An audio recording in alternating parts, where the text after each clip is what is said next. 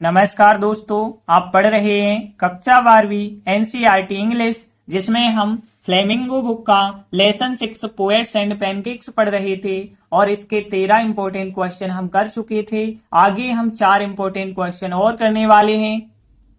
14वां important question ये करेंगे, 15वां question ये करेंगे, 16वां क्वेश्चन ये करेंगे और 17वां क्वेश्चन ये करेंगे। तो ध्यान से समझना। तो देखते हैं 14वां क्वेश्चन क्या है। व्हाट काज्ड यानी क्या कारण था या क्या वजह थी, द लेक यानी होती है कमी, ऑफ कम्युनिकेशन यानी संचार या संवाद कह सकते हैं।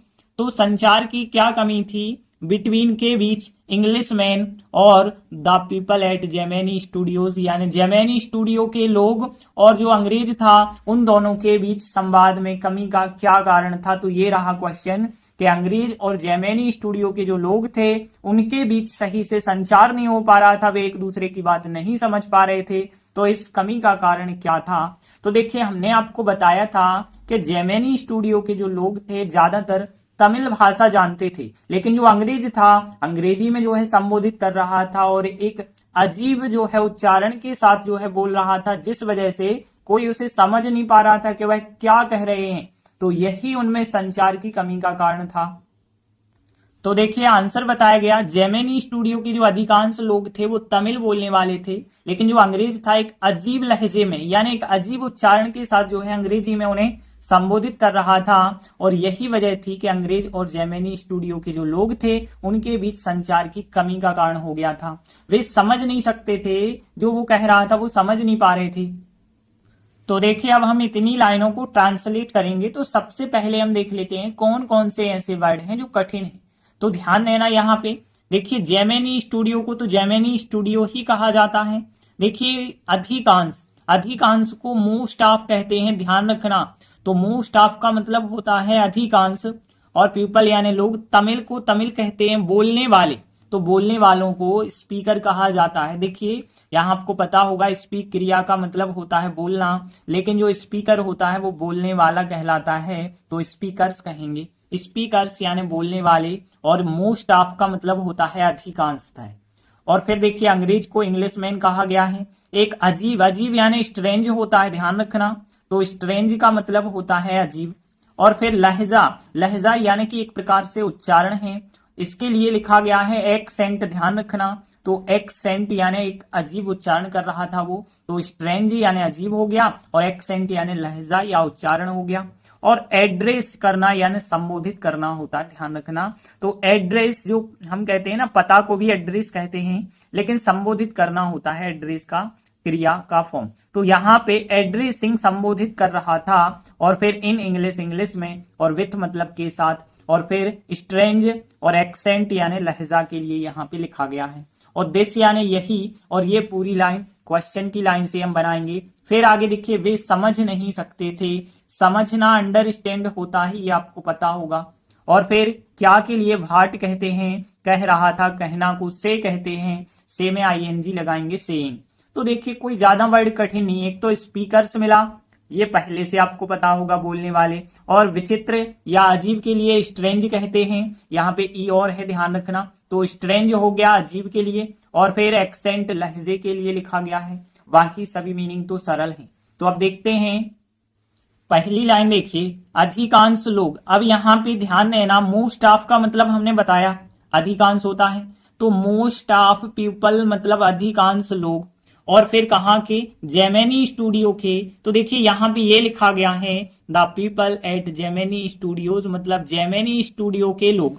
यहां से ये पूरा वर्ड ले लेते हैं हम, बस इसमें मोस्ट ऑफ ऑल लगा देते हैं। जेमिनी स्टूडियो के अधिकांश लोग के लिए क्या लिखेंगे, मोस्ट ऑफ लगा के, क्योंकि अधिकांश लिखना है तो मोस्ट ऑफ लगाया। फिर the people at Gemini studios लिखा, और फिर इसके बाद देखिए, सहायक क्रिया आपको वाज वर में से वर सहायक क्रिया लगानी पड़ेगी, क्योंकि यहां बहुवचन है, अधिकांश लोग बहुवचन हो गए, तो वर सहायक क्रिया लगाएंगे। और फिर तमिल स्पीकर्स लिखेंगे, तो मोस्ट ऑफ लगा के, most of the people at Gemini studio, were सहायक क्रिया, तमिल स्पीकर्स।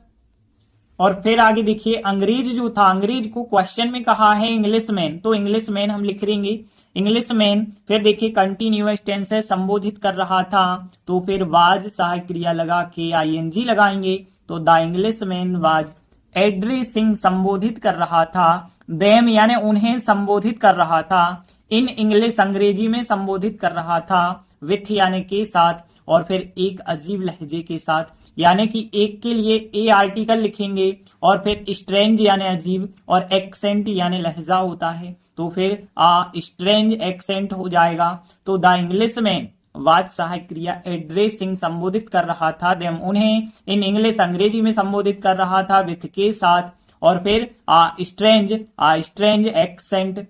आगे देखिए यही यानी दिस, देसी यानी होता है यही अंग्रेज और जेमिनी स्टूडियो के लोगों के बीच संचार की कमी का कारण था। तो देखिए यहाँ पे हमने लिखा दिस, और इसके बाद ये पूरी लाइन जो है क्वेश्चन की लाइन आपको लिखनी है, तो दिस और पूरी लाइन क्वेश्चन की लिख देंगे। तो यहाँ भाट की जगह केवल दिस किया है, बाकी पूरी लाइन क्वेश्चन की आपको बनानी पड़ेगी। तो भाट की जगह दिस हो जाएगा, this caused the lack of communication between the Englishman and the people at Gemini Studios, पूरा आपको क्वेश्चन से लिख देना है। फिर आगे देखेंगे, वे समझ नहीं सकते थे, दे का मतलब होता है वे, समझ नहीं सकते थे, सकना वाला वाक्य कैन या कुड के द्वारा बनाते हैं, सकते थे पास्ट में है तो कुड लगा देंगे फिर हम, तो दे कुड नॉट, और फिर समझना को क्या कहा जाता है, अंडरस्टैंड कहा जाता है, तो could not understand, they could not understand, वे समझ नहीं सकते थे। आगे देखिए भाट ही और फिर वाज सहायक क्रिया लगा के, भाट और फिर ही वाज सेइंग यानी कहना होता है, और आईएनजी लगा रहे हैं तो सेइंग यानी कह रहा था, तो भाट ही वाज सेइंग, वह क्या कह रहा था। तो देखिए दे कुड नॉट अंडरस्टैंड, वे समझ नहीं सकते थे, भाट ही वाज सेइंग, वह क्या कह रहा था। एक बार आंसर रिपीट कर लेते हैं।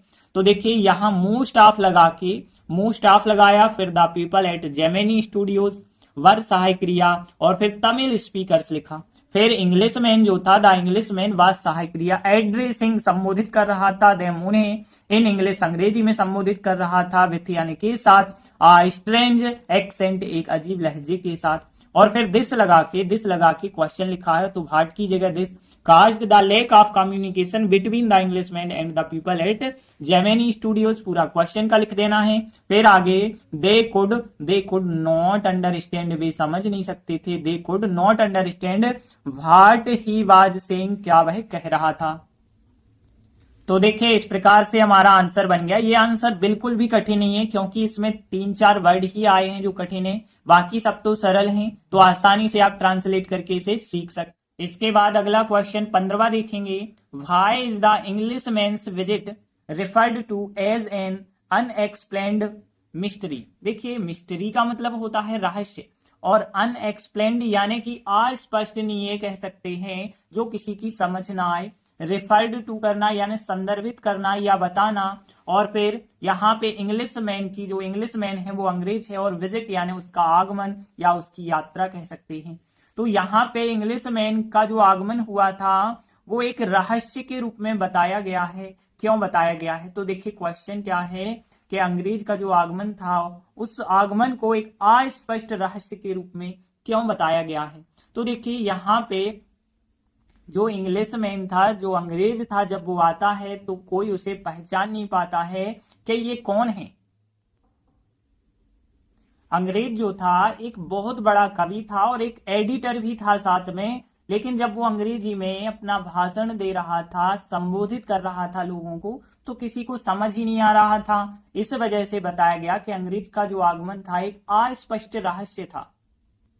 तो देखिए आंसर बताया गया, अंग्रेज के आगमन को एक अस्पष्ट रहस्य के रूप में इसलिए बताया गया है क्योंकि कोई भी उसकी पहचान को डिकोड नहीं कर सका। डिकोड करना यानी पहचान लेना, तो कोई भी उसकी पहचान नहीं कर पाया था कि वह एक कवि था या एक संपादक था। इसकी कोई पहचान नहीं कर सका था। जब भी उस अंग्रेज ने बोला तो कोई समझ तक नहीं पाया था कि वो क्या कह रहा है।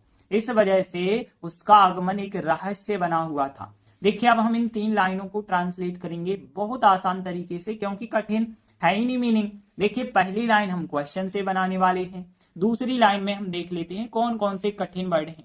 तो देखिए बिकॉज होता है क्योंकि, तो बिकॉज हो गया क्योंकि के लिए। और आइडेंटिटी होती है पहचान, आइडेंटिटी होती है पहचान। और डिकोड करना, देखिए इंग्लिश वर्ड लिखा है हमने, डिकोड करना यानी कि पहचान लेना होता है, तो डिकोड करना को डिकोड कहा गया है। और फिर कोई भी नहीं, कोई भी नहीं को यहाँ पे नो वन, तो ध्यान रखना नो वन का मतलब होता है कोई भी नहीं, तो यहाँ कोई भी नहीं के लिए नो वन हो जाएगा। आइडेंटिटी पहचान को कहा जाता है, ये पता होगा। डिकोड करना को डिकोड कहते हैं। यहाँ पे की के लिए ध्यान रखना, की के लिए वेदर लिखा गया है, तो वेदर ध्यान रखना, मौसम वाला वेदर अलग होता है, ये कंजक्शन है तो वेदर। और पोएट यानी कवि होता है, एडिटर यानी संपादक होता है, ये तो आपको पता होगा।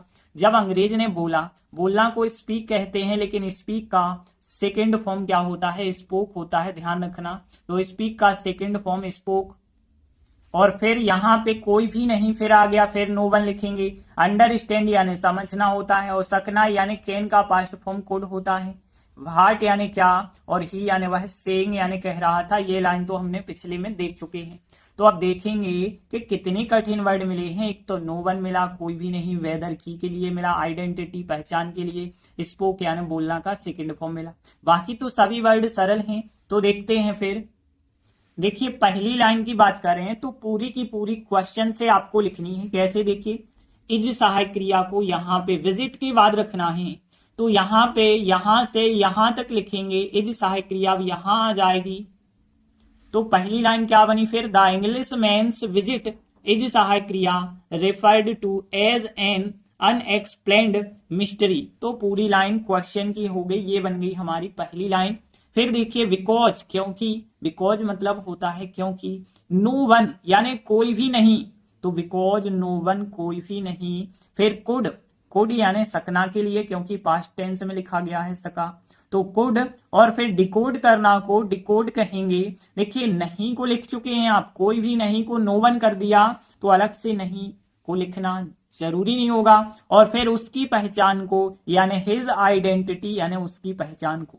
देखिए बिकॉज नो वन क्योंकि कोई भी नहीं, कुड डिकोड, डिकोड नहीं कर सका मतलब पहचान नहीं सका। और फिर हिज आइडेंटिटी उसकी पहचान को। और फिर whether, whether he was, whether he was a poet, a poet. और फिर संपादक को एडिटर कहते हैं, लेकिन एडिटर स्वर से उच्चारण होता है, तो एक के लिए एन आर्टिकल, एन एडिटर लिख देंगे फिर। तो यहाँ whether he was a poet और एन एडिटर लिख देंगे। तो यहाँ बिकॉज नो वन क्योंकि कोई भी नहीं, कुड डिकोड, डिकोड कर सका, हिज आइडेंटिटी उसकी पहचान को, whether, whether he was a poet और एन एडिटर। फिर आगे देखिए, जब अंग्रेज ने बोला, व्हेन यानी होता है जब, और अंग्रेज को क्या कहा गया है क्वेश्चन में, इंग्लिश मैन कहा गया है, तो इंग्लिश मैन ने। और स्पीक का सेकंड फॉर्म स्पोक, तो when the English man spoke बोला, कोई भी नहीं समझ सका, यानी नो वन यानी कोई भी नहीं होता है, तो no one could understand, no one could understand कोई भी नहीं समझ सका। और फिर what he was, what he was, what he was saying वह क्या कह रहा था, व्हाट ही वाज कंटिन्यूअस है, तो आईएनजी लगा देंगे बाद सहायक क्रिया लग के। तो यहाँ पे व्हाट ही वाज सेइंग वह क्या कह रहा था, तो when the English man spoke बोला, नो वन कोई भी नहीं, कुड, और फिर अंडरस्टैंड यानी समझना, और व्हाट ही वाज सेइंग वह क्या कह रहा था। एक बार पूरा आंसर रिपीट कर लेते हैं। देखिए पहली लाइन क्वेश्चन से बनाएंगे, इज सहायक क्रिया को विजिट के बाद रख के, the English man's visit is referred to as an unexplained mystery, पूरी लाइन क्वेश्चन की। फिर because no one, because no one could decode, decode नहीं कर सका, हिज आइडेंटिटी उसकी पहचान को। और फिर weather he was a poet और एन एडिटर, व्हेन जब द इंग्लिश मैन स्पोक बोला, नो वन कोई भी नहीं, कुड अंडरस्टैंड समझ सका, व्हाट ही वाज सेइंग वह क्या कह रहा है। तो देखिए इस प्रकार से हमारा आंसर बन जाएगा, और ये भी बहुत सरल सा आंसर है, तो सब लोगों से बन जाना चाहिए। इसके बाद अगला 16वां क्वेश्चन देखिए, हु वाज द इंग्लिश, यानी वो इंग्लिश कौन था, यानी वो अंग्रेज कौन था, जो इंग्लिश विजिटर है, अंग्रेज आने वाला था जो, वो कौन था, टू द स्टूडियो, जो स्टूडियो आया था अंग्रेज, वो कौन था। क्वेश्चन यही है कि स्टूडियो में आने वाला अंग्रेज कौन था। तो देखिए हमने आपको नाम बताया था, उसका नाम था स्टीफेन स्पेंडर, जो कि एक कवि था और एक संपादक भी था। वही था जो है स्टूडियो में आने वाला अंग्रेज। तो देखिए आंसर बताया गया स्टीफेन स्पेंडर, जो कि एक अंग्रेज कवि था और एक संपादक भी था, वही जेमिनी स्टूडियो में आने वाला अंग्रेज था। तो देखिए अब आंसर बहुत सरल सा है। कैसे, देखिए स्टीफेन स्पेंडर लिखेंगे, फिर इंग्लिश पोएट यानी अंग्रेजी कवि, लेकिन एक के लिए आर्टिकल लगाएंगे और इंग्लिश के साथ तो एन आर्टिकल लगेगा, तो N English poet and editor यानी संपादक। तो हमने क्या क्या लिखा, स्टीफेन स्पेंडर लिखा, फिर एन इंग्लिश पोएट लिखा एंड एडिटर लिखा संपादक, और फिर बाकी पूरी लाइन हम क्वेश्चन से लिखने वाले हैं। तो वाज से लास्ट तक लिखना है। तो सीधी सी बात करें यदि हम, तो हु के स्थान पे क्या क्या लिख दिया, Stephen Spender an English poet and editor लिख देना, बाकी वाज से लास्ट तक क्वेश्चन की लाइन आपको बना देनी। तो बहुत सरल है ना, कि Stephen Spender and English poet and editor लिखा, फिर वाज से लास्ट तक पूरी क्वेश्चन की लाइन लिख दी। तो देखिए आप आंसर जो है इस प्रकार से बन जाएगा, और ये बहुत सरल सा आंसर है जो बार बार पूछा जाता है। तो ये आंसर भी सब लोगों से बन जाना चाहिए। इसके बाद अगला 17वां क्वेश्चन देखिए, how did the author discover यानी पता चलना या खोज करना होता है। तो जो ऑथर है, जो लेखक हैं, उनको कैसे पता चला, हु यानी कौन, द इंग्लिश विजिटर जो अंग्रेज जो आने वाला स्टूडियो में अंग्रेज आया था वो कौन है, ये लेखक को कैसे पता चला था। तो क्वेश्चन यही पूछा गया है कि लेखक ने कैसे पता किया या लेखक को कैसे पता चला कि स्टूडियो में आने वाला अंग्रेज कौन। तो इस चैप्टर में बताया गया है कि एक अंग्रेज पत्रिका द एनकाउंटर नाम की पत्रिका थी, उसके द्वारा एक प्रतियोगिता आयोजित की जाती है। अब लेखक उसी प्रतियोगिता में भाग लेता है, तो भाग लेने के लिए पहले अच्छे से रिसर्च कर लेता है कि कहाँ कौन सी चीज है, ये अच्छी पत्रिका है कि नहीं है। तो जब उस पत्रिका को पढ़ता है तो एक यहाँ पे लाइब्रेरी है, ब्रिटिश काउंसिल लाइब्रेरी, उसमें पढ़ता है। तो पढ़ते पढ़ते उसे स्टीफेन स्पेंडर का नाम दिख जाता है कि ये तो बहुत बड़े कवि हैं और एक संपादक हैं। तो लेखक को इस प्रकार से पता चल पाता है कि जो हमारे स्टूडियो में आया था वो अंग्रेज कोई नहीं है, एक कवि है, एक संपादक है। तो देखिए आंसर बताया गया कि द एनकाउंटर नाम की एक अंग्रेजी पत्रिका थी, उसके द्वारा आयोजित की गई थी एक प्रतियोगिता। कौन सी प्रतियोगिता, अ शॉर्ट स्टोरी कॉन्टेस्ट, यानी छोटी छोटी कहानियों की प्रतियोगिता। और उसमें भाग लेने के लिए लेखक क्या करता है, पैसे निवेश करता है। मतलब जैसे हम फॉर्म डालते हैं ना, तो कुछ पैसे भी आपको भरने पड़ते हैं, वैसे यहाँ लेखक को कुछ पैसे भी लगाने पड़े, और लेखक ने इस पर एक रिसर्च भी किया था कि ये सही है कि नहीं है। और फिर कहाँ रिसर्च किया था, ब्रिटिश काउंसिल लाइब्रेरी में उस पत्रिका का एक प्रकाशन पढ़ रहा था, तो उस प्रकाशन पे गया। जब उस प्रकाशन पे लेखक जाता है तो लेखक को पता चल जाता है, क्योंकि वही प्रकाशन मतलब एक प्रकार का पाठ कह सकते हैं। तो उस पाठ में जो है पता चल जाता है कि इस पाठ के लेखक स्टीफेन स्पेंडर हैं। तो वो समझ जाते हैं कि वो क्या है, एक कवि है।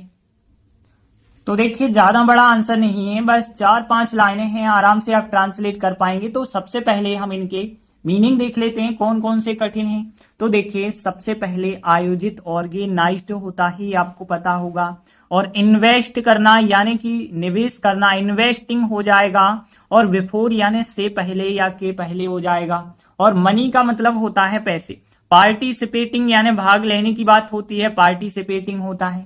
रिसर्च को रिसर्च ही कहा जाता है, रिसर्च को हिंदी में शोध कह सकते हैं, तो रिसर्च को रिसर्च ही लिखेंगे।